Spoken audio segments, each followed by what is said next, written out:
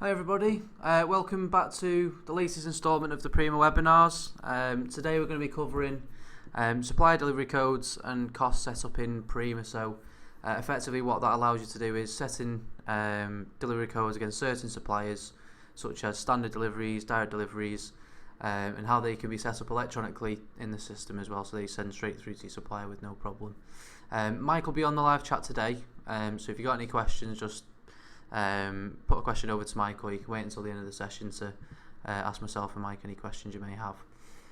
Okay, so first of all, go into the company area to set up your supplier delivery code. So navigate to the company, and then effectively what you want to do is any supplier set up for EDI ordering, you want to set up some supplier delivery codes if you do electronic orders with them. So for example, if I go to Spices, open up the company record, and then within the company record there's a supplier tab. So if you open the supplier tab, that will have all of the EDI information. So the supplier tab just there, EDI information and your delivery codes as well. So what's compulsory for your delivery codes is to have this EDI information inputted first. So for those of you who don't know, the EDI setup, you get these username and password from your supplier, from your connection type, drop down and select your supplier. So whether it's Spices, EDI, entering your maybe the account number and some sort of password that they give you, I think it is. Save that, and then you can go ahead and set up your delivery code. So at this current moment with this setup, it wouldn't work even though you've got your delivery code set up, because you won't be able to send the orders down the link due to your EDI setup here.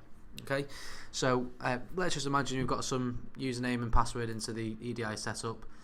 So in terms of setting up your delivery codes, as you can see here, we've already got a few examples set up. So description of standard, the code in which the supplier is provided. So all this information would be provided by your supplier. So we do have a help section on our online help center as well with the supplier delivery codes, but they can change by your suppliers, and they can offer new ones such as delivery before 10:30 the next day or something like that. So just to give you a brief show of the online help. So you see there, if you want Mike to send that over in the live chat, just drop a message and he can send it over. So it's telling you there. So it's not been updated, this online help page. So there are other suppliers available, but it gives you a brief overview, what it does, what each of them mean, and you can see there, vows, EDI setup. So again, they may have been updated since this is just what's been provided by the suppliers to us at the stage of updating this online help page last. Okay, so as you can see here, you've got all your options. So description, system description. So this is whether it's going to be a standard, a pick, wrap and label, or a direct delivery. Is it the default? So if you've got multiple standard delivery codes set up, which one is going to be the one that pulls through at default? Is it a pack code? So if you've got a packed account set up with your supplier, the code that's going to be used for that. Delivery cost, so the cost of your sales. So every time you order standard delivery with Spices, according to this one, it's going to cost you £10. You can also do it by a margin as well. So for example, Spices may say, right, well, for every order you send that's £100, we'll charge you 1%. So you can put a delivery margin in there. And then there's a free over option as well. So if they offer a free delivery over £50, £100, whatever it may be, when the value hits over 50, for example, your delivery cost then would be marked as 0. So to set up new delivery codes, you click on this add option at the bottom, and then from there you can enter in. So again, the code is provided from your supplier. Enter in your description, and then select the system type which is going to be. So for example, we may be setting up a direct delivery, enter in your supplier's code, enter in the description. So if I just put in a test one, just put in des, set as default. I'm not going to set as a pack code, but I want the default delivery charge to be £15, and then I want it to be free if it's over £50. So OK on that, and then that'll then set up your delivery code. If you've made a mistake such as the code's wrong, you can highlight the delivery code and remove that from the grid. So if, for example, you're not going to do a direct delivery with a supplier again, you can just come into it and remove it to make sure that no deliveries go direct to that supplier. Okay, so that's in terms of setting up within the actual company record for the supplier. So opening up the company record, go into the supplier tab, and then entering your EDI information, your delivery codes as well. Okay, how that filters through into the system. So if I go to your requirements area, and if I just do a search, so you've placed a sales order, it's going to be direct for example, Athlone Town it may be.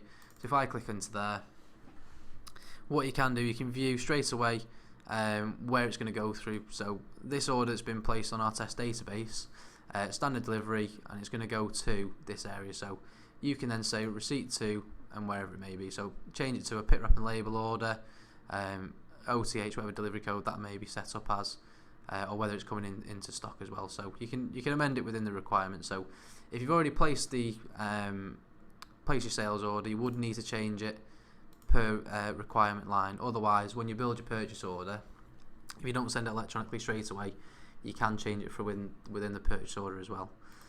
So if I just create a test purchase order, this one for Val, create that.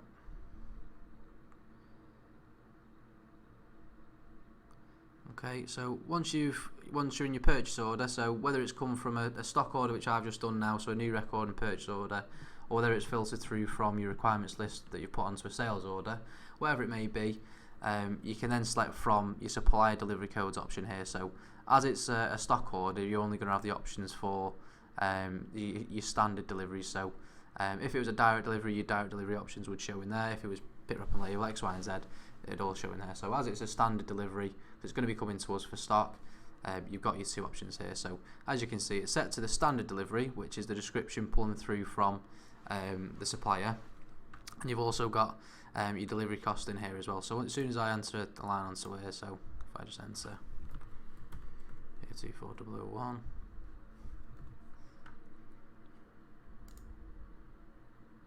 that's then updated your delivery cost, and then that's then entered onto your purchase order.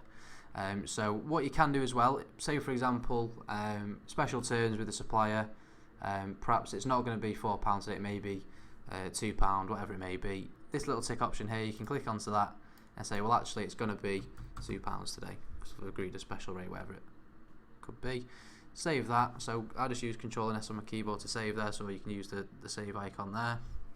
Save that, purchase that through, and then that's then your supplier delivery codes filtering through the system.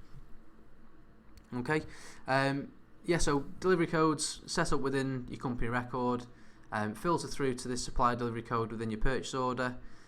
You've got your options as to where it's going to, so if it's standard, if it's direct, you'll have your delivery codes in there. You can tick to change it if needs be, otherwise it'll filter through and be protected unless you tick that option.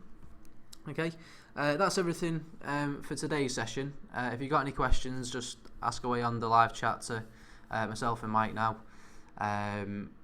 If you've got any interest in one-to-one training or on-site training, please contact training@primasoftware.co.uk with any queries you may have.